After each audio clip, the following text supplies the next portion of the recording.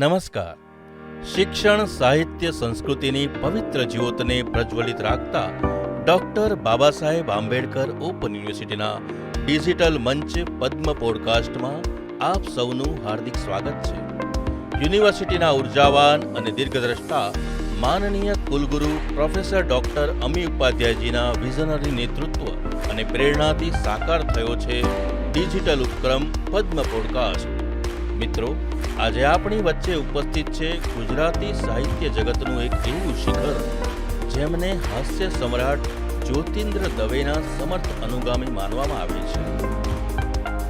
સાવરકુંડલાની માટીમાંથી આવીને પ્રાથમિક શાળાના શિક્ષકથી લઈને રાજ્ય પાઠ્યપુસ્તક બોર્ડના નાયબ નિયામક અને પીએચડી સુધીની સફર ખેડનાર શિક્ષણશાસ્ત્રી, વિચારક અને અસ્ખલિત હાસ્યધારાના સ્વામી એટલે આદરણીય પદ્મશ્રી રતિલાલ બોરીસાગર સાહેબ. બોરીસાગર સાહેબે મરક મરક અને આનંદલોક જેવા લોકપ્રિય સંગ્રહો આપીને વાચકોના હૃદયમાં કાયમી સ્થાન બનાવ્યું. સાહેબે માત્ર આપણને હસાવ્યા નથી, પણ તેમની સદાબહાર નવલકથાઓ સંભવામી યુગે યુગે, ભદ્રમ ભદ્ર અમર છે અને ખાસ કરીને હૃદય રોગના અનુભવો પર લખાણ કરતી પ્રશંસનીય કૃતિ એન્જિયોગ્રાફી દ્વારા સમાજની વિસંગતતાઓ પર સ્મિતની પીછીથી અદ્ભુત રંગ પૂર્યા છે. બાળ સાહિત્યમાં બકોર પટેલ જેવી કૃતિઓનું સંપાદન હોય, રેડિયો નાટકો હોય કે ટીવી સિરીઝ, સાહેબનું પ્રદાન અજોડ રહ્યું છે. તેમના આ જ સાહિત્યિક સમર્પણ બદલ જ્યોતિન્દ્ર દવે હાસ્ય પુરસ્કાર, ધનજી કાનજી ગાંધી સુવર્ણચંદ્રક અને 2019માં તેમના વિખ્યાત નિબંધ સંગ્રહ મોજમાં રહેવું રે માટે દેશનો પ્રતિષ્ઠિત સાહિત્ય અકાદમી પુરસ્કાર પણ તેમને સાંપડ્યો છે.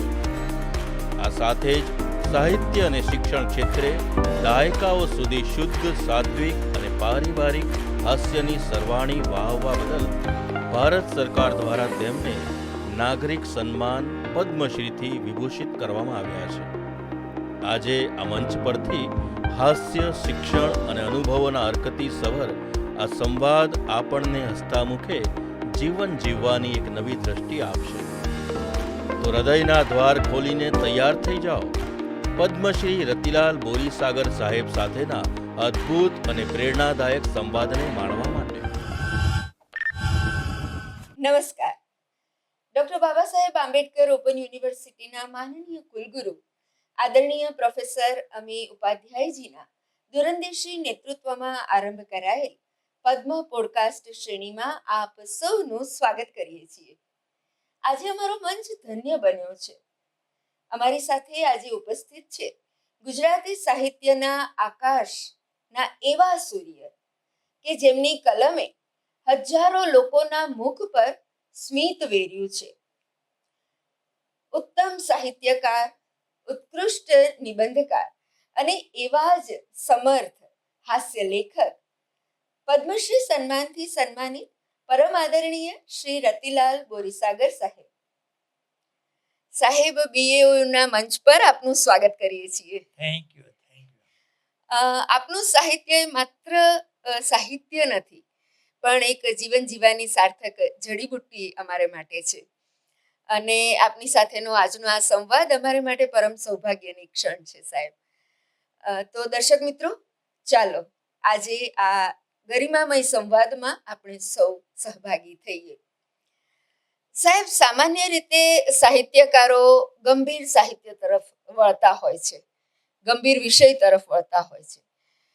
ત્યારે આ હાસ્ય સાહિત્ય તરફ વળવા માટે આપને કયું પ્રેરણાબળ હતું? આપને માટે કયા સર્જકોનો આપના ઉપર વિશેષ પ્રભાવ રહ્યો? આમ એવું છે કે ખરેખર તો સાહિત્યકાર અથવા લેખક, સર્જક પોતે નક્કી કરે છે ને, એના કરતા વિધાતાએ એને માટે નક્કી કરી આપેલું હોય છે. માત્ર એ મળવું જોઈએ. એટલે આપણે જાણીએ છીએ ગીતામાં સ્વધર્મ શબ્દ બહુ જ પ્રચલિત છે અને વારંવાર એનો ગીતામાં ઉપયોગ થયો છે. એટલે આ લેખકનું પોતાનો એક સ્વધર્મ હોય છે, જે એને મળેલો હોય છે જી એ જ જો પહેલેથી જડી જાય તો જાણે એની ગાડી એ જ પાટા ઉપર ચાલે. જી આમ એને નક્કી ખરેખર નથી કરવાનું હતું કે જી હું કવિતા લખું, હું વાર્તા લખું, હું નવલકથા લખું, હું હાસ્યલેખ લખું. એ એને નક્કી કરવાનું હોતું નથી ને નક્કી કરે તો એ પ્રમાણે થતું નથી. જી મારો જ અનુભવ એ પ્રકારનો છે. 1955માં એટલે હું 10મા ધોરણમાં હતો જી ત્યારે મેં લખવાનું શરૂ કર્યું. વાર્તા હમ, વાર્તાઓ ટૂંકી વાર્તા, શોર્ટ સ્ટોરી જેને આપણે કહીએ છીએ. જી અને 1956માં જ્યારે હું 11મા ધોરણમાં હતો એટલે એ વખતે એસએસસી 11 ધોરણ સુધી, જી 11મું ધોરણ એસએસસીનું, જી તો એ વખતે મારી પહેલી વાર્તા છપાયેલી મેગેઝિનમાં. અને એ રતિલાલ બોરીસાગરના નામે નહીં પણ બોરીસાગર રતિલાલ, કારણ કે એ વખતે અટક પહેલા લખાય એવો ખ્યાલ હતો. જી તો એ વખતે આમ સાહિત્યમાં મને વાંચવાનો ખૂબ શોખ, એટલે નવલકથાઓ, વાર્તાઓ, હાસ્યલેખો પ્રમાણમાં મેં ઓછા વાંચેલા શરૂઆતમાં, જી પણ વાર્તા નવલકથાઓ ખૂબ વાંચેલી. એટલે હું 11મા ધોરણમાં આવ્યો ત્યાં સુધીમાં એ વખતના મોટા લેખકોનું બધું જ સાહિત્ય જી અમારા ગામની સરસ લાઇબ્રેરી હતી સાવરકુંડલાની, એટલે વાંચેલું. પછી જ્યારે લખવાનું શરૂ કર્યું ત્યારે પણ વાર્તા તરફ જ, પણ એમાં બહુ કંઈ મને સફળતા મળી નહીં. જી એટલે વાર્તા મોકલું, પાછી આવે, વળી પાછી બીજાને મોકલું, ત્યાં વળી છપાય, એમ બધું ખોડંગાતું ચાલતું હતું. જી પણ મને બહુ મોડેથી ખ્યાલ આવ્યો કે કુદરતનું એક આયોજન હોય છે. જી જેમ એક જમીન હોય હમ, તો નાળિયેરી અમુક જમીનમાં જ ઉગે. આપણે આ અત્યારે કેરીની સિઝન ચાલે છે, કેરીની વાત કરીએ તો કેસર કેરી, તો એમ કે આ જૂના તાલાળા ને હા ગીર ને એની કેસર કેરી વખણાય.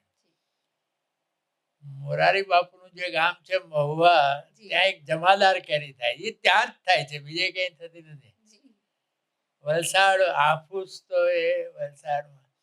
આવું કેમ છે? અમુક જમીન હોય એમાં અમુક પાક બહુ જ સરસ રીતે થાય. અલબત્ત ખેડાણ કરવું જોઈએ, વરસાદ થવો જોઈએ, માવજત એ બધું તો કરવું જ જોઈએ. પણ અમુક જમીનમાં અમુક જમીન અમુક પાક માટે ફળદ્રુપ હોય છે. જી આ સર્જનમાં પણ એવું છે, એવું મારા આટલા અનુભવે લાગ્યું છે જી કે એને એનું પોતાનું એક ક્ષેત્ર લઈને જ આવેલા હોય છે. જી એ જ જો પહેલેથી એને જડી જાય તો જાણે એનાથી ઘણું મોટું કામ થાય. પણ એ ઘણીવાર મળતું નથી પહેલેથી.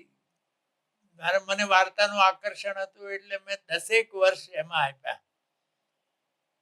પણ સાથે સાથે હાસ્યનું કેવી રીતે ચાલ્યું કે પહેલા એ વખતે મારા વખતમાં, એટલે મેં શરૂ કર્યું ત્યારે 60 થી 70 વચ્ચે જી ચાંદની ને આરામ 2 મેગેઝિનો હતા. જી ચાંદનીના સંપાદક અશોક હર્ષ હતા હમ, અને આ પિતાંબર પટેલ આરામના સંપાદક હતા. ચાંદની જનસત્તા વર્તમાન પત્રનું છાપું હતું અને આરામ સંદેશ વર્તમાન પત્રનું મેગેઝિન હતું. આ પહેલું પણ એનું મેગેઝિન જનસત્તાનું. જી બંને માસિકો હતા અને બંનેમાં નવા લેખકોની કૃતિઓ છપાતી હતી. જી બાકીના હતા અખંડ આનંદ ને એ બધા, એમાં તો બધા પીઢ અને સિદ્ધસ્થ લેખકોની કૃતિઓ આવે. આમાં બિલકુલ નવાની કૃતિઓ છપાતી. હમ, એટલે આજના આપણા ઘણા મોટા લેખકોની પહેલી કૃતિ ચાંદનીમાં છપાયેલી. મધુરાય, ઓ, જે આપણા સાહિત્યના બહુ હા. મોટા વાર્તાકાર કહેવાય, એની પહેલી વાર્તા એમાં છપાયેલી. જી તો એમાંથી પાછી આવે ને એવું થાય. એમાં એ લોકોએ હાસ્યાંક શરૂ કર્યો. એટલે હાસ્યનું મારામાં હતું ખરું છે, વાતો કરવામાં બધામાં. જોક્સનો બહુ શોખ, જોક્સ બહુ આવડે, જોક્સ જી. કહેવાની એક વાત, એ બધું તો ચાલતું હતું, પણ હું આમાં લખી શકું જી એવું કંઈ બહુ અનુભવ નહીં. અને જ્યોતિન્દ્ર દવેના શરૂઆતમાં પાઠ્યપુસ્તકમાં આવતા પાઠો જ મેં વાંચેલા, હમ. એમનું સાહિત્ય નહીં વાંચેલું. પણ આ હાસ્યાંક બહાર પડ્યા ને તો પહેલા ચાંદનીમાં મારી પહેલી કૃતિ છપાણી એ હાસ્યની છપાણી. એ કેવી રીતે છપાણી? એક ગુસ્સામાં લખાયેલી હાસ્યની વાર્તા હતી. કેમ ગુસ્સામાં હતી? કે હું જે વાર્તા મોકલું ને એ તો પાછી અશોક હર્ષ પાછી મોકલે, જી લખે સરસ. આમ કોઈ નવા લેખકને પ્રોત્સાહન આપતા એ રીતે લખે, હમ. તમારી શૈલી સરસ છે, તમે સરસ લખો છો, પણ તમારું જે આ વિષય વસ્તુ છે વાર્તાનું ચવાઈ ગયેલું છે, આના ઉપર અનેક વાર્તાઓ લખાઈ ગઈ, હમ. નવું વિષય વસ્તુ શોધો. હમ. હવે આવું દરેક વખતે આવે ને તો એક વાર મને જરા ગુસ્સો ચડ્યો, તો મેં ચવાયા વગરનું કથા વસ્તુ એ એમને લખેલું જ મેં ટાઇટલ આપ્યું અને ચાંદનીમાં મોકલું. અશોકભાઈ પ્રસન્ન. વાહ. એમણે કહ્યું કે આ તમારી લાઈન છે, હમ. તમે આમાં બહુ સરસ કામ કરશો. જી અને પછી હાસ્યાંકો શરૂ થયા. જી એટલે 60 થી 70 માં 10 વર્ષ ચાલ્યો એ સિલસિલો. હમ. હું જાજુ નહોતો લખતો, વર્ષે એકાદ વાર હાસ્યાંક માટે 2 લેખો લખાય, હમ. અને એ બહુ જ એની પ્રશંસા થઈ. બહુ જ. ધીમે ધીમે મને ખ્યાલ આવ્યો કે આ મારું ક્ષેત્ર છે, એટલે મેં પછી હાસ્ય, એટલે મેં આમ પસંદગીથી નહીં પણ અનુભવથી પછી ખ્યાલ આવ્યો કે આમાં આપણે ચાલીએ એમ છે. જી એટલે રતિલાલ બોરીસાગરનો હાસ્ય લેખક તરીકેનો જન્મ એ હાસ્યાંકના અંક સાથે હા, એમ થયો. કહેવાય. જી જી સાહેબ, આપે પાઠ્યપુસ્તક મંડળમાં ઘણા વર્ષો સુધી કાર્ય કર્યું છે. વર્તમાન સમયમાં શાળાઓમાં સહજ આનંદ જોવા નથી મળતો સામાન્ય રીતે, તો એક આદર્શ વર્ગખંડ કેવો હોવો જોઈએ આપના મતે? હવે આમ વર્ગખંડનું તો હું 1971 સુધી, પેલા 73 સુધી, જી એટલે પેલા પ્રાથમિક શાળામાં ભણાવ્યું, માધ્યમિક શાળામાં ભણાવ્યું, કોલેજમાં ભણાવ્યું. જી આમ આદર્શ વર્ગખંડ એવો તો આમ બહુ વિચાર નથી કર્યો, પણ મને મારો અનુભવ એવો છે કે વર્ગમાં જઈએ ને તો આમ વિદ્યાર્થીઓ રાહ જોતા હોય જી કે ક્યારે સાહેબ આવે ને ક્યારે ભણાવવાનું શરૂ કરે. જી અને મારો અનુભવ એવો છે, અમારા એક શિક્ષક હતા મુકુંદરાય પંડ્યા કરીને, એમાં એવું કરતા હતા, મુકુંદભાઈનો પીરિયડ આવે એટલે પાડીએ જ નહીં, એમાં રહીએ જ, બેસીએ જ. હમ. અને બીજું કંઈ કામ હોય આ હોય તો પણ એમનો પીરિયડ બને ત્યાં સુધી ન પાડીએ. જી એટલે મને ખ્યાલ આવ્યો પછી શિક્ષક થયા પછી કે કેમ મુકુંદભાઈનો વર્ગ અમે ભરતા હતા, કારણ કે રસ પડે એ રીતે ભણાવતા હતા, જી વિદ્યાર્થીને રસ પડે. એટલે વર્ગખંડમાં જ્યારે શિક્ષક જાય અને આખો વર્ગખંડ આમ ચૈતન્ય સભર થઈ જાય જી જી તો એને હું આદર્શ વર્ગખંડ કહું.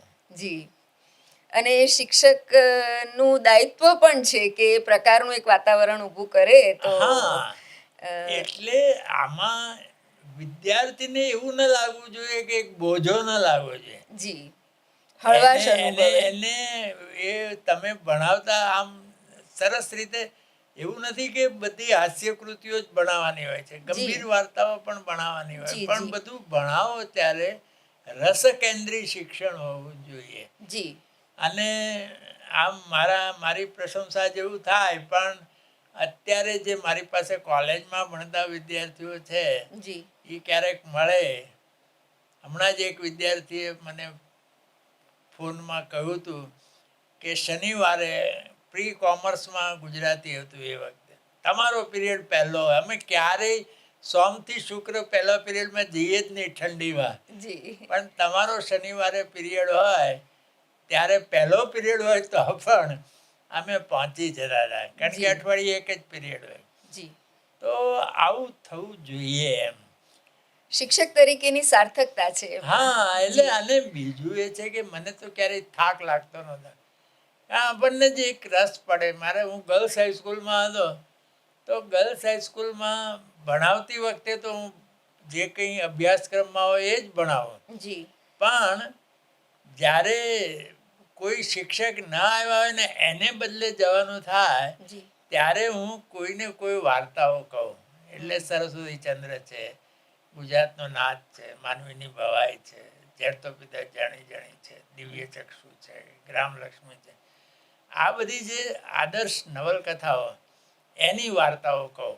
જી પણ એ જ પિરિયડમાં કહું. પણ 8મા ધોરણમાં વિદ્યાર્થીની દાખલ થાય ને 11મા સુધી પહોંચે જી ત્યાં સુધીમાં એણે ઘણી વાર્તાઓ સાંભળી હોય જી અને એના સંસ્કાર પણ એના મનમાં હોય. જી જી સાહેબ, આપે ઘણા વર્ષો સુધી શિક્ષક તરીકે, પ્રોફેસર તરીકે, ક્લાસ 1 સરકારી અધિકારી તરીકે પણ કાર્ય કર્યું.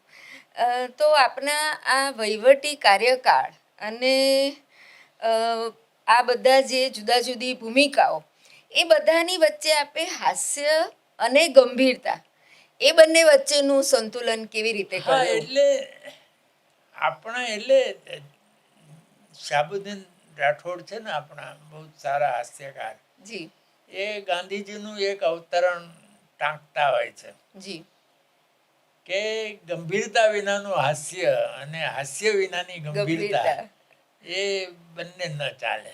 જી એટલે મને આ બધામાં પણ એટલું ખરું કે અવકાશ જુદી જુદી જગ્યાએ જુદો. જ્યારે સરકારી અધિકારી હોય જી તો અમે આમ બધા આમ એમ જ મળ્યા હોઈએ રિસેસમાં અથવા ઇન્ફોર્મલ, ત્યારે બધી આનંદની વાતો થાય. જી બાકી તો બધું વહીવટી પહેલામાં એની શક્યતા ઘણી ઓછી રહે.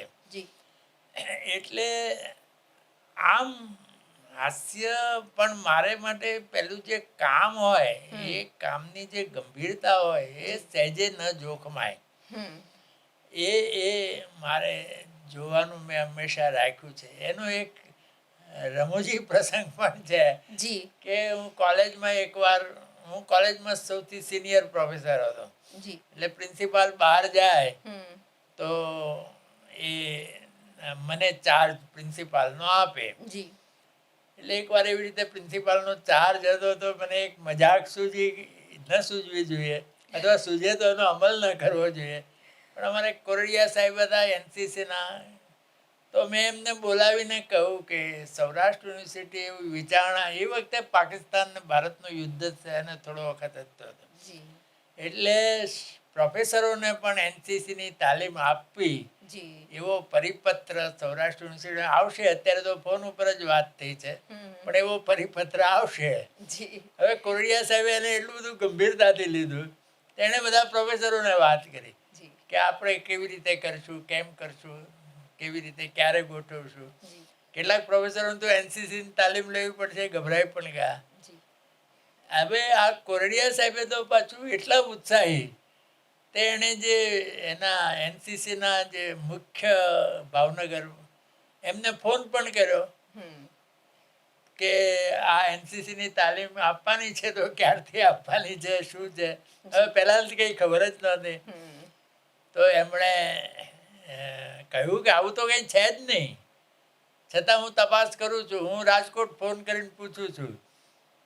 એકદમ કોરડિયા સાહેબે મને કહ્યું કે આવું થયું છે. તો મેં કહ્યું આ તો મજાક હતી સાહેબ, જી તમે હવે કોઈ રીતે આને પાછું વાળી દો. હમ પણ ત્યારે મને એક સમજાયું કે અમુક સ્થાને બેસીને, એટલે અસ્થાને ને અકાળે મજાકો ના થાય, જી એનો એક પાઠ મળ્યો ને જે મેં પછી અહીંયા પાઠ્યપુસ્તક મંડળમાં તો લગભગ હમ જાળવી રાખ્યો. જી જી એક સમર્થ શિક્ષણવિદ અને સાહિત્ય પરિષદના પૂર્વ મંત્રી તરીકે આપ રહી ચૂક્યા છો.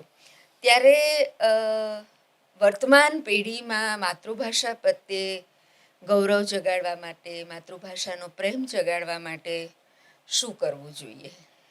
એટલે આ જ પ્રશ્ન છે ને, આજે સૌથી જો આમ ગંભીર પ્રશ્ન હોય ને તો અત્યારે આ છે. માતૃભાષાના માધ્યમવાળી જે ઉત્તમ શાળાઓ ધીમે ધીમે બંધ થઈ રહી છે. જી અને જે શાળાઓ બંધ નથી થઈ એમણે પણ અંગ્રેજી માધ્યમના વર્ગો શરૂ કર્યા છે. જી એટલે માતૃભાષા હાંસિયામાં ધકેલાઈ ગઈ છે. જી હવે એને અત્યારે ગુજરાત વિશ્વકોશ ટ્રસ્ટમાં અમે એક માતૃભાષા કેન્દ્ર છે. એ રીતે હું મંત્રી હતો તે વખતે સાહિત્ય પરિષદમાં પણ માતૃભાષા સંવર્ધન કેન્દ્ર શરૂ કર્યું હતું. જી એના કોર્સિસ કર્યા હતા. 2-3 વર્ષ ચાલ્યું. જી અત્યારે 3-1 વર્ષથી અહીંયા ચલાવીએ છીએ. પણ હવે કોઈ ઉત્સાહ દેખાતો નથી. એટલે કે વિદ્યાર્થીઓને અધ્યાપકો માટે આપણે કરીએ છીએ અમે, તો એ વિદ્યાર્થીઓ તો આવતા જ નથી, જી અધ્યાપકો આવતા નથી, શિક્ષકો આવતા નથી. અમે ચલાવીએ છીએ 3 વર્ષ, પણ આવનારો વર્ગ છે જે 30 જણા આવે છે, તો એ તો સાહિત્ય રસિક વર્ગ છે. એને કોઈ આમ સીધું નહીં, પણ છતાં શુદ્ધ ભાષા કેમ લખાય, કેમ બોલાય. તો અત્યારે મને એક ઉપાય એટલો જ લાગે છે જી કે જેવી રીતે મહારાષ્ટ્રમાં કે બંગાળમાં કે એવા સ્ટેટમાં માતૃભાષા માટે જે પોઝિટિવ અર્થમાં જનૂન પણ પોઝિટિવ અર્થમાં છે, એનો ગુજરાતમાં અભાવ છે. જી એવો કોઈ માતૃભાષા માટે આમ પ્રજાકીય એક જુવાળ જાગે એવી શક્યતા ગુજરાતમાં તો નહીવત છે. જી એટલે ખરેખર ગુજરાતમાં તો શું કરવું જોઈએ કે માતૃભાષાની જરૂરિયાત ઊભી કરવી જોઈએ. જેમ કે આ બધાને અંગ્રેજી માધ્યમ માટે પ્રેમ છે એવું તો કંઈ છે નહીં, પણ અંગ્રેજી માધ્યમમાં મારો દીકરો કે દીકરી ભણશે તો એ ડૉક્ટર થઈ શકશે, એન્જિનિયર થઈ શકશે, એવો એક સાચો ખોટો ખ્યાલ બંધાયો છે. જી અને એને કારણે એ માધ્યમ તરફનો જુવાળ અને માતૃભાષા તરફની એક પ્રકારની બેદરકારી. એમાંય ખાસ કરીને આધુનિક પેઢીની જે મમ્મીઓ છે જી એનો વધારે ઉત્સાહ હોય છે. માતૃપ્રેમ જ છે એમાં, પણ એ સમજ નથી કે આમાં બાળકની ઉપર કેટલો બોજો આવે છે, બાળક કેટલું હિજરાય છે. તો આ પરિસ્થિતિમાં જરૂરિયાત ઊભી કરવી જોઈએ. એટલે જેવી રીતે આ નીટની પરીક્ષા લેવાય છે મેડિકલમાં જવા માટે, JEE પરીક્ષા લેવાય છે એન્જિનિયરિંગ વગેરેના કોર્સ, તો એમાં મેથ્સ અને સાયન્સનું જ પરીક્ષણ થાય છે. એમાં તમારા માર્ક આવી જાય જરૂરિયાત મુજબના તો તમને એડમિશન મળે, નહીંતર ન મળે. તો એમાં માતૃભાષાનું પણ એક પેપર હોવું જોઈએ અને એના માર્ક પણ ગણાવવા જોઈએ. તો એમાં તો એક માર્કનો સવાલ હોય છે મેરિટમાં આવવા માટે. તો બધા ગુજરાતીમાં પણ મહેનત કરશે જ, માતૃભાષામાં પણ મહેનત કરશે. એટલે ગુજરાત તો પ્રમાણમાં વ્યવહારુ પ્રજા છે. એને ગુજરાતી તરફ આમ, એટલે જો ગુજરાતીની કંઈ જરૂર જ ન પડતી હોય તો એ ગુજરાતી આ શીખ, થોડું શીખે, બધું શીખશું, એમ કામ તો ચાલે જ છે ને, માતૃભાષા છે એટલે. પણ આ ગુજરાતી નહીં શીખે તો મારું બાળક ડૉક્ટર નહીં થઈ શકે, એન્જિનિયર નહીં થઈ શકે, એવી એક સ્થિતિ ઊભી થાય તો 100% આપણે ત્યાં માતૃભાષા પણ શીખાય. અને એને માટેની એક ઉમળકો ન ગણો તો પણ એક જરૂરિયાતની રીતે પણ માતૃભાષા તરફ પ્રજા વળે. જી એટલે એક જરૂરિયાત ઊભી કરવી માતૃભાષાની ખૂબ કરવા માટે, જરૂરિયાત એટલે છે. કે અભ્યાસક્રમો જે સરકાર હસ્તક અભ્યાસક્રમો છે, એ અભ્યાસક્રમોમાં માતૃભાષાનો મહિમા દાખલ થવો જોઈએ. આજે તો પરિસ્થિતિ એવી છે કે 11મા ધોરણ સાયન્સમાં, 11 ને 12માં ગુજરાતીનો વિષય જ નથી. હવે એ 10 ધોરણ સુધી જે ગુજરાતી ભણે તે જ, પછી ભણે જ નહીં. એક સમય એવો હતો કે કોલેજના 2 વર્ષ સુધી FI, ઇન્ટર, જુનિયર, સિનિયર એવું હતું જ્યારે, હું જ્યારે કોલેજમાં હતો, તો એમાં 2 વર્ષ ગુજરાતીનો વિષય હતો. સાયન્સમાં હતો અને કોમર્સમાં હતો. આજે 10 ધોરણથી આગળ નથી, એટલે એ ફરી દાખલ થવું જોઈએ. ખૂબ મહત્વના આપે આ વિકલ્પો સૂચવ્યા છે સાહેબ ગુજરાતી ભાષાના સંવર્ધન માટેના. અ, આપે હાસ્ય લેખકમાં ખૂબ વિશાળ ખેડાણ કર્યું છે આપે. બાલવંદના જેવું બાલ સાહિત્યનું પણ આપે સર્જન કર્યું. તો બાળકો માટે આપ જ્યારે લખો ત્યારે આપને કોઈ માનસિકતામાં આપની ફેર કરવો પડે કે શું? હા, એટલે આમ શું છે કે બાળ સાહિત્ય તો મારું ક્ષેત્ર નથી, પણ જરૂરિયાત પ્રમાણે હું જ્યારે પાઠ્યપુસ્તક મંડળમાં હતો જી ત્યારે અમે એક બાળ સૃષ્ટિ નામનું મેગેઝિન શરૂ કરેલું, જે મેગેઝિન આજે પણ ચાલે છે પાઠ્યપુસ્તક મંડળ દ્વારા. જી અત્યારે તો આમ ગણો તો બાળકો માટેનું એકમાત્ર મેગેઝિન છે જી બાળ સૃષ્ટિ. એ હું જ્યારે હતો ત્યારે 1996માં શરૂ થયેલું. જી ત્યારે જરૂરિયાત ઊભી થઈ એ પ્રમાણે મેં લખ્યું બાળકો માટે. પંચતંત્રની વાર્તાઓ, મૌલિક વાર્તાઓ તો બાળ સાહિત્યની મને કંઈ સૂઝી નહીં ને મેં ક્યાંય એક પણ લખી નથી, પણ પંચતંત્રની વાર્તાઓ હોય, ઈસપની નીતિકથાઓ હોય, એ પછી મેં મારી ભાષામાં, અને વાર્તાનો રસ જળવાઈ જાય, ઊભો રહે, સતત વહેતો રહે, એ રીતે લખી. એ બધી ઘણી વિદ્યાર્થી બાળકોને ગમી પણ ખરી. બાલ મહાભારત લખ્યું, એટલે મહાભારતના પ્રસંગો બાળકોને રસ પડે એ રીતે. કારણ કે મને યાદ છે કે હું જ્યારે પ્રાથમિક શાળામાં ભણતો હતો 5, 6, 7માં, એ વખતે મારા ભાઈ એક ભીમના પરાક્રમો નામનું અખંડ આનંદમાંથી પુસ્તક લઈ આવેલા. તો એ પુસ્તકમાં મને એટલી બધી મજા પડેલી. અને પછી અખંડ આનંદમાં એટલે સસ્તું સાહિત્યમાંથી બાલ ભારતનું પુસ્તક પણ બહાર પડ્યું, એ પુસ્તક પણ મેં વાંચેલું. એટલે પછી મેં બાલ મહાભારત, એ પણ પછી હું નિવૃત્ત થઈ ગયો, પછી એ એટલે અધૂરું રહ્યું. પણ મેં બાળકો માટે જરૂરિયાતની દ્રષ્ટિએ લખ્યું, પણ એક ધ્યાન રાખ્યું કે બાળકોને પહોંચે એવી ભાષામાં, એવા શબ્દોમાં, અને એક રસ નિર્વહન થાય સતત. વાર્તા શરૂ કરે તેને પૂરી કરવી જ પડે, એવી રીતે થાય, એ મેં બરાબર ધ્યાન રાખ્યું. રસ જળવાઈ રહે.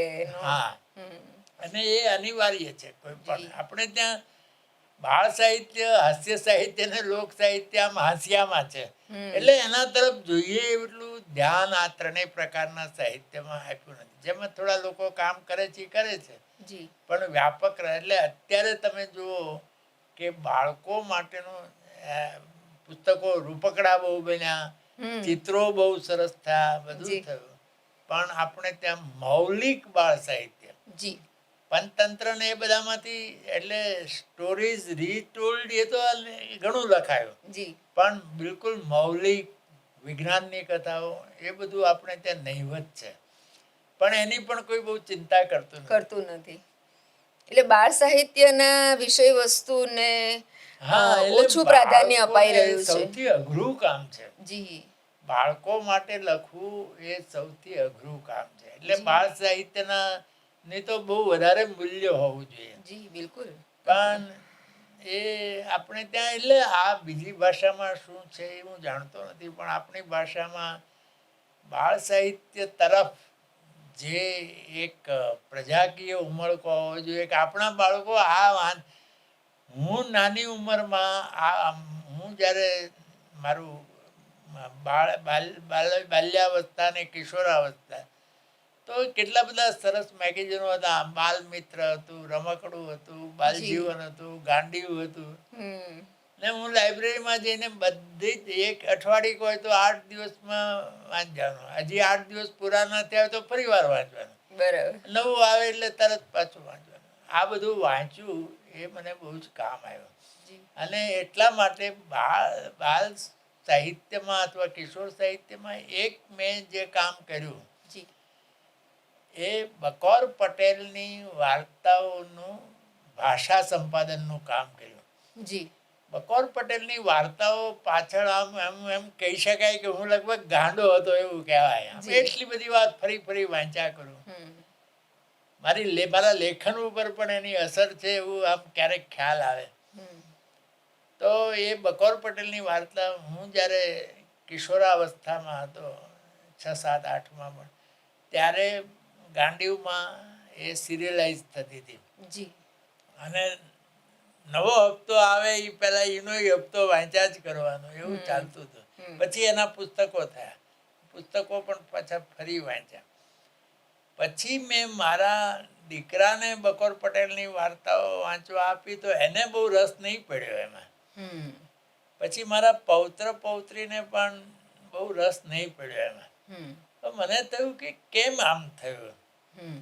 એમાં દૂરદર્શન માટે નિમેશ દેસાઈ કરીને આપણા એક સારા નાટ્યકાર, અભિનેતા, દિગ્દર્શક, જી તો એને બકોર પટેલની જ્યારે દૂરદર્શન સિવાય કશું જ નહોતું. જી આ કોઈ જે બધી ચેનલો આવે છે એકેય ચેનલ હતી નહીં, દૂરદર્શન જ હતું. તો એને માટે બકોર પટેલની શ્રેણી શરૂ કરવી એવું હતું. તો એ મને એમણે કહ્યું કે તમે બકોર પટેલના 4 હપ્તા લખી આપો તો આપણે આ પછી મંજૂર થઈ જાય પછી આખી શ્રેણી કરીએ. એ વખતે 13 હપ્તા, કોઈ પણ શ્રેણીના વધુમાં વધુ 13 હપ્તા આવતા હતા. તો મેં ફરીવાર બકોર પટેલ વાંચ્યું ત્યારે મને ખ્યાલ આવ્યો કે રસ કેમ નથી પડતો. કારણ કે એ વખતે જે શબ્દો વપરાતા હતા એ શબ્દો આજના બાળકોએ સાંભળ્યા નથી. એ વખતે જે વજનનું હતું, શેર, બશેર, અધમણ, મણ, એ આજે કંઈ છે નહીં. દશાંશ બધું આવી ગયું, ગ્રામમાં, કિલોમાં આવી, ક્વિન્ટલમાં. એટલે મને ખ્યાલ આવ્યો. પછી એમાં પાય ને પૈસો ને 2 આના, 4 આના, 8 આના એવું બધું હતું. આજે એ બધું નવા પૈસાનું ચલણ આવી ગયું અને આખું ચલણ જ બદલાઈ ગયું. એ વખતે રૂપિયાના 16 આના થતા હતા, રૂપિયાના 64 પૈસા થતા હતા. એ બધું બદલાઈ ગયું આજે. એટલે પછી મેં આપણા ગુર્જર પ્રકાશનવાળા મનુભાઈને કહું કે આને જો ભાષાની રીતે ફરી લખવામાં આવે તો આ ફરી જીવતા થાય એવું છે બકોર પટેલ. કારણ કે બકોર પટેલ આપણે વિશ્વમાં રજૂ કરી શકીએ ને એવી કૃતિ છે. આ હેરી પોટર ને બધા બહુ વખણાય, આપણી બકોર પટેલ આગળ કશું જ નથી એમ કહી શકાય, અભિમાનપૂર્વક કહી શકાય. અને તમને નવાઈ લાગશે કે પેરિસમાં દુનિયાના પ્રચલિત પાત્રો અથવા મુખ્ય પાત્રો અથવા જાણીતા પાત્રોનું એક મ્યુઝિયમ છે અને એ મ્યુઝિયમમાં બકોર પટેલનું પુતળું છે. ક્યાં વાત હે. પેરિસમાં. જી જી, ખૂબ ગૌરવપૂર્ણ વાત છે આ. એટલે હરીશ નાયક આપણા બાળ સાહિત્યના લેખક, એને પહેલી વાર ત્યાં જઈને જોયું તો આમ મુગ્ધ થઈ ગયા. એને થયું કે આપણને તો ગુજરાતમાં કોઈને લેખક લઈ ખબર નથી. પછી શાહબુદ્દીનભાઈ રાઠોડ જોયા. શાહબુદ્દીનભાઈએ હરિપ્રસાદ વ્યાસ એના લેખ, એને વાત કરી તો હરિપ્રસાદ વ્યાસ તો આમ દિગ્મૂઢ થઈ ગયા કે આ તો આપણને તો ખબર જ નથી. ત્યાં આ બકોર પટેલનું પુતળું છે. તો એ બધાનું મેં 33 પુસ્તકોનું પુનર્લેખન કર્યું અને આજે ફરી બકોર પટેલ ઘણા જ વંચાય છે. બાળકો એ હોંશે હોંશે વાંચે છે, વાલીઓ ખરીદે છે.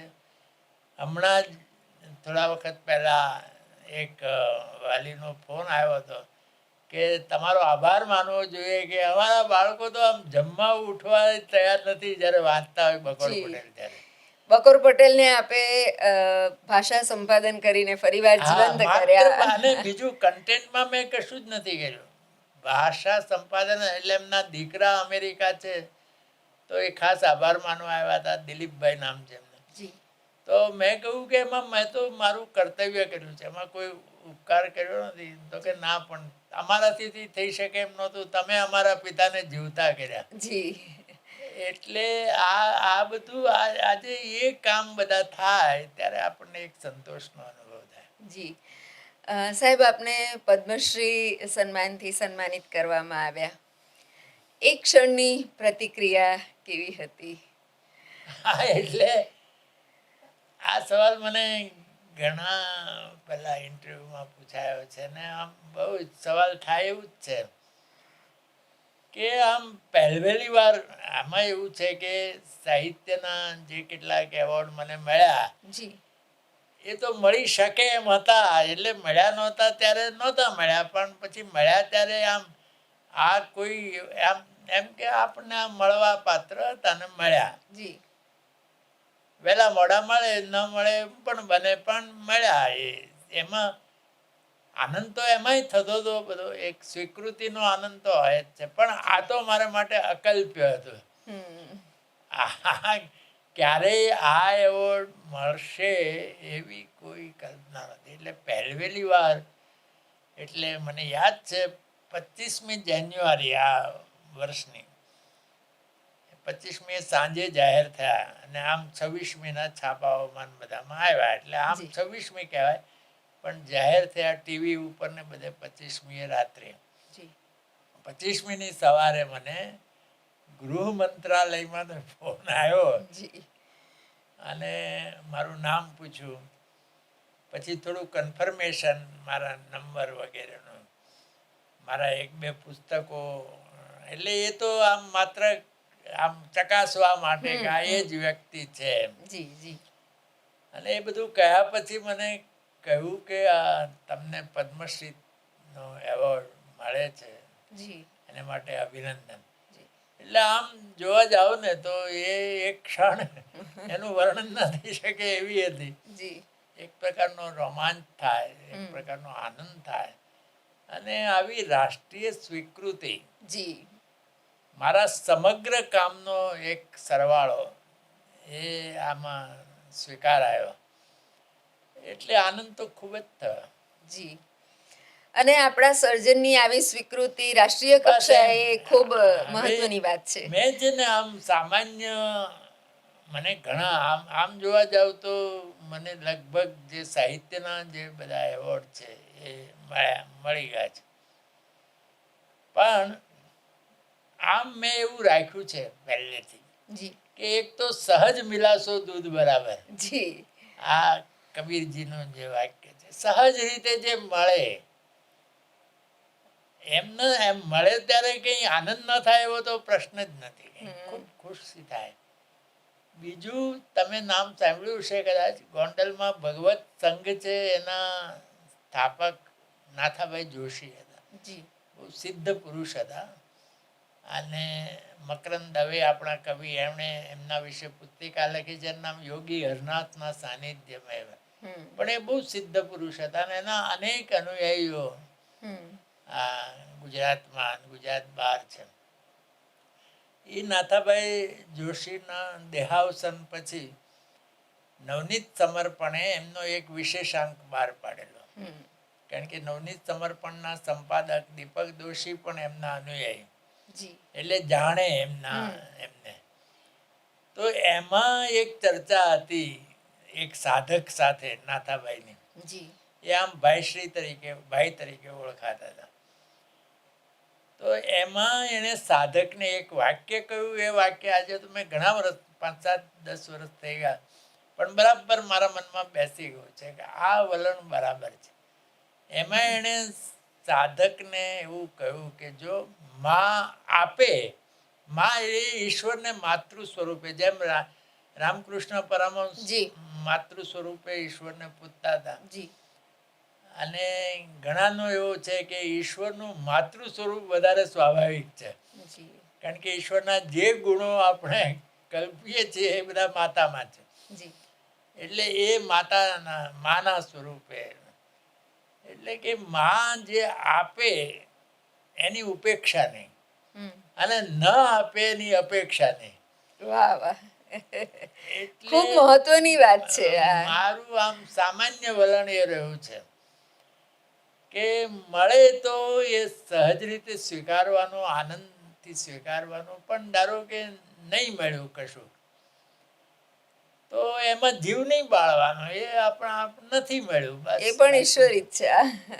હજી એ કક્ષાએ નથી પહોંચાયું કે નથી મળ્યું એની નોંધ પણ ન લેવાય, એ કક્ષાએ મારાથી નથી પહોંચાયું, પણ એમાં જીવ નથી પડતો કે કેમ ન મળ્યું, નહીં મળ્યું. હાસ્ય લેખક રતિલાલ બોરીસાગરજી અંગત જીવનમાં કેવા ગંભીર છે? હું ગંભીર છું એવું તો નહીં, પણ આમ સામાન્ય રીતે એક તો મારા ચહેરા ઉપરથી કોઈ લાગે નહીં કે હાસ્ય લેખક હશે, અને બીજું જ્યાં હળવાશની વાતો હોય ત્યાં હળવી વાત, કોઈ ગંભીર ચર્ચા કરવાની હોય કે કોઈ હોય, એટલે આમ આમ હાસ્યને મેં આમ અત્યંત ગંભીરતાથી લીધું છે જી અને હાસ્યની શક્તિ પણ હું બરાબર જાણું છું. જી મારી શિક્ષક તરીકેની સફળતામાં હાસ્યનો બહુ જ મોટો ફાળો છે. જી વિદ્યાર્થીને મજા પડે વાતમાં, આડીઅવળી વાતો કરતાં કરતાં થોડું કરીએ. એટલે ગોવર્ધનરામ ત્રિપાઠી, આપણો સરસ્વતીચંદ્રના લેખક, એણે એની પ્રસ્તાવનામાં લખ્યું છે કે મારે તો નિબંધ લખવા હતા, પણ નિબંધ તો કોણ વાંચે, એટલે સુકથાની મદિરામાં ઉપદેશ રસ ઘોળીને પાઈ દેવા. જી એટલે આપણે આમ સરસ રીતે વાત કરતા, જ્યાં હળવાશનો અવકાશ હોય ત્યાં હળવાશ. વર્તમાન સમયમાં સ્ટેન્ડઅપ કોમેડીનો જમાનો છે. તમને શું લાગે છે સાહેબ કે આપણો જે વાચક છે એ શિષ્ટ સાહિત્ય ભૂલતો જાય છે કે એ વિશે આપ શું કહેશો? આ એટલે શું છે કે અત્યારે બધું ટૂંકું થતું જાય છે જી અને વિસ્તૃત માટે હવે કોઈને સમય નથી ને એટલી ધીરજ પણ નથી. જી ડાયરેક્ટ એક હાસ્યરસની નો લેખ કે હાસ્યરસની કૃતિ વાંચવાની હોય જી તો એમાં એને માટે સમય જોઈએ, ધીરજ જોઈએ. અને બીજી વાત શું છે કે ઉત્તમ જે હાસ્ય કૃતિ છે, જી તમે જ્યોતિન્દ્ર દવેના લેખો વાંચો તો જીવનનું જે ઊંડાણ છે તે હાસ્ય દ્વારા પ્રગટ થાય. જ્યોતિન્દ્ર દવે શા માટે સૌથી મોટા લેખક ગણાય છે? એટલા માટે કે બકુલભાઈ, વિનોદભાઈ બધા હાસ્યના ઉત્તમ લેખકો, પણ જ્યોતિન્દ્ર દવે કેમ સર્વોચ્ચ ગણાય છે? કારણ કે એમાં જીવનના ઊંડાણનો પણ અનુભવ થાય છે જી અને જીવનને એક ઊંડાણથી સમજવાનો, જોવાનો એવો એક પ્રયાસ હોય છે, પણ એ પ્રયાસ હાસ્ય દ્વારા છે, એટલે એનો ભાર લાગતો નથી. જી હવે એટલે તમારે અમુક યોગ્યતા કેળવવી પડે. જી જી વિનોદ ભટ્ટની કૃતિઓ વિશે આપણા એક વિવેચકે એવું કહ્યું હતું કે આ વિનોદ ભટ્ટની કૃતિ માણવા માટે તમારે અમુક સજ્જતા કેળવવી પડે. જી એટલે સુરેશ જોશીએ, જે આપણા મોટા લેખક વિવેચક, એણે એમ કહ્યું કે લેખક માટે કહ્યું છે કે વાચકે વિસ્તરવું જોઈએ, લેખકે નીચે નહીં ઉતરવાનું. જી આ ખૂબ મહત્વની વાત છે. હા, વાચકને આ ગમશે એમ માનીને એને નીચે નહીં ઉતરવાનું. ગમાડવા માટે વાચકે પોતાની સજ્જતા વધારવી જોઈએ. જી એટલે કવિતા લખવા માટે કવિ પાસે શક્તિ હોય તો એ કવિતા માણવા માટે ભાવક પાસે પણ શક્તિ હોવી જોઈએ. જી એટલે પશ્ચિમની મને બહુ ખબર નથી, પણ આપણા ભારતીય કાવ્યશાસ્ત્રમાં કાર્યત્રી પ્રતિભા અને ભાવયત્રી પ્રતિભા બેયનો સ્વીકાર થયો છે. તમે કાર્યત્રી પ્રતિભા એટલે તમે લખી શકો, સર્જી શકો, પણ ભાવયત્રી પ્રતિભા ન હોય તો માણી ન શકો. તમે જી કોઈની કૃતિ, ઉત્તમ કૃતિ માણી ન શકો. એટલે આજે આ થોડુંક જે આ હાસ્ય તો ગમે જ છે. તમે જુઓ કે હાસ્યની વાત હોય તો પહેલા સ્વીકૃત થાય છે. જી હસવું તો ગમે જ છે, પણ આ સ્ટેન્ડઅપ કોમેડીની જે આમ જોક્સ એ નકામું છે એમ હું સમજ નથી કહેતો. જી એ પણ એક કળા છે અને બધા કંઈ સ્ટેન્ડઅપ કોમેડી કરી શકતા નથી. એની એક સજ્જતા પણ એનામાં હોવી જોઈએ. જી અને કેટલાક લોકોને આપણે જો બહુ જ પોપ્યુલર થયા છે. જી તો એ સ્ટેન્ડઅપ કોમેડીનું પોતાનું એક સ્થાન છે. જી પણ એમાં એક થોડી વાર એક મજા કરી આ થાય તરત, પણ પહેલી જે સાહિત્ય કૃતિ છે એ જે જીવનનો અનુભવ કરાવે છે. જી આ તો એક પછી એક જોક્સ આવે એટલે એનો અનુભવ થાય ને મજા આવે, એનું મહત્વ નથી એમને. જી એનું પોતા એ કળા છે. એ જી. કળા કંઈ બધાને હસ્તગત નથી હોતી. નથી થતી. શાહબુદ્દીનભાઈની તમે રમૂજો સાંભળો તો એની અંદર એક સંદેશ પણ હોય, એક પ્રકારનું. પણ એ લોકોમાં એ પ્રિય થવાનું જ તે. અને એ એક અલગ શક્તિ છે, અલગ ક્ષેત્ર છે. લેખન એ અલગ ક્ષેત્ર છે, એમાં સર્જક પાસે અલગ શક્તિ જોઈએ. જી. આજના યુવાનો માટે આપનો ગુરુ મંત્ર શું કહેશો? આજના યુવાનો માટે આમ સાહિત્યની વાત કરીએ આપણે, જી. તો મારું એક સદભાગ્ય રહ્યું છે કે નવી પેઢીના જે લેખકો છે એની સાથે મારો ઘણો સંપર્ક છે. જી. એમાંય હાસ્યનું લખે છે એ તો મારે એને પ્રસ્તાવના લખી આપવાના નિમિત્તે તો હું બધા જ ને પ્રસ્તાવના લખી આપું. કોઈને ના ન કહું, જાણીતા હોય અજાણ્યા હોય, કોઈને ના નહીં કહે.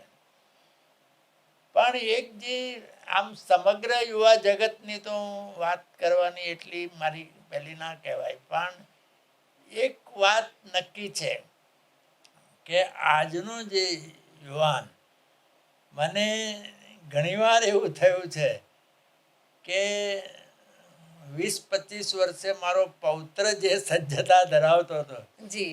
એવી સજ્જતા મારી પાસે નહોતી. જી.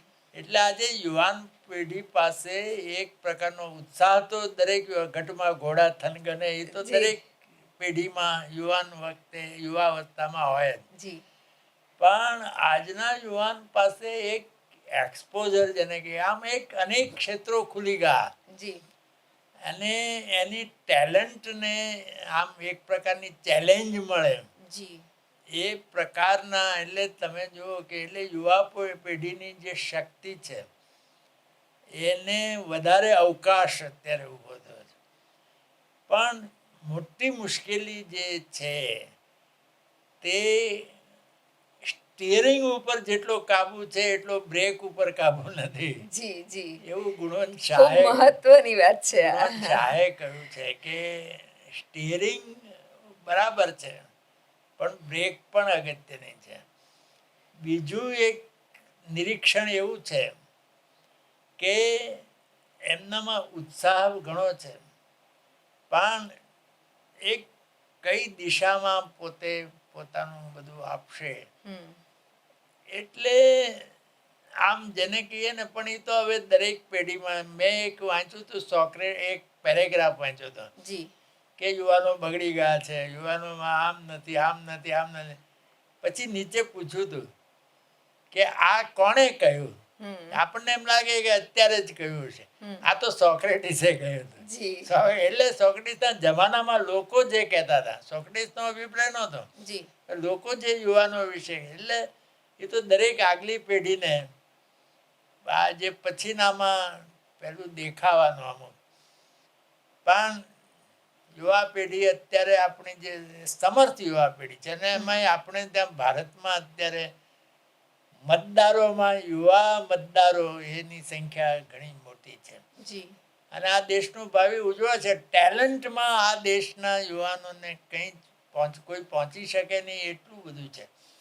એટલે એકવાર અમેરિકામાં ઓબામાએ એવું કહ્યું હતું, પ્રેસિડેન્ટ હતા ત્યારે, અમેરિકન યુવાનો, તમે બરાબર ભણો નહીંતર આ ભારતીયો તમને ખાઈ જશે, એવું કહ્યું.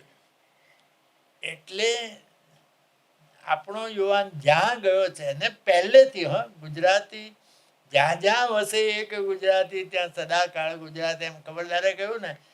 નાનજી કાળીદાસ કેટલા વર્ષો પહેલા આફ્રિકા ગયા જી.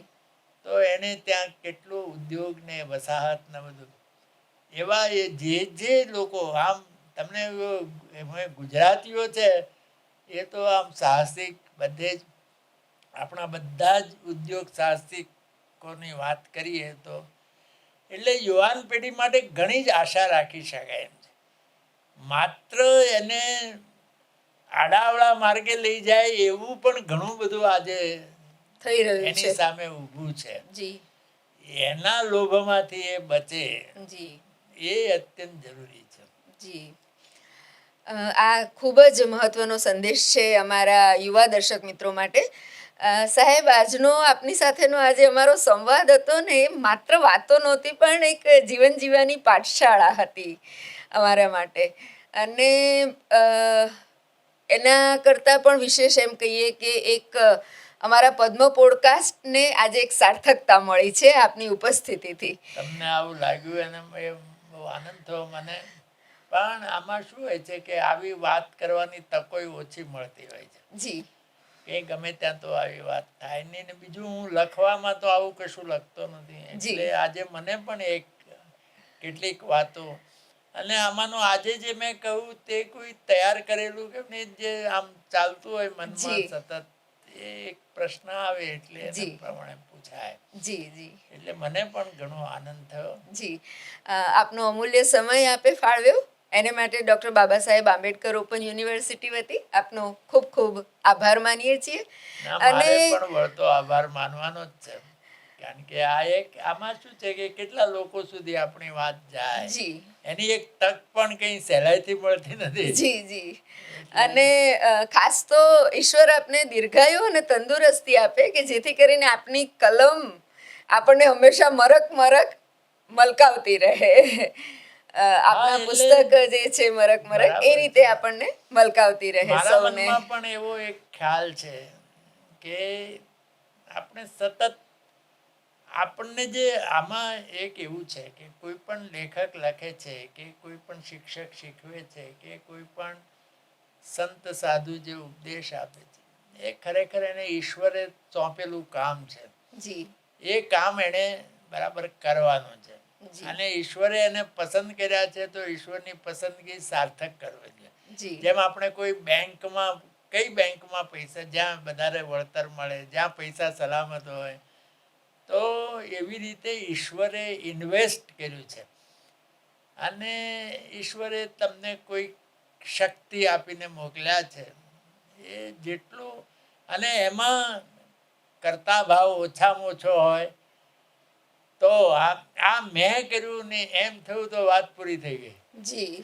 આ ઈશ્વરે મારી પાસે કરાવ્યો, એ ભાવ હોય તો એનું તેજ અલગ હોય છે.